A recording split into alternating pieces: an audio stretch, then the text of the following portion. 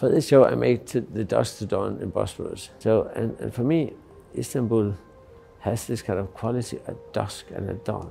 It's so touching. It's such a special place. And the way that the city moves and so on, it's a very touching thing. So I made this piece to address this feeling and my relationship, based on my few visits here, my limited relationship to the Bosphorus. And I hope people will, see. It's almost like a kind of a, what do you call it, a kind of a partitur. So it's like a piece of music. It's like a score, like the colors. And you look at the Bosphorus outside the window here. It's like a score. It's almost like a ballet or a piece of music.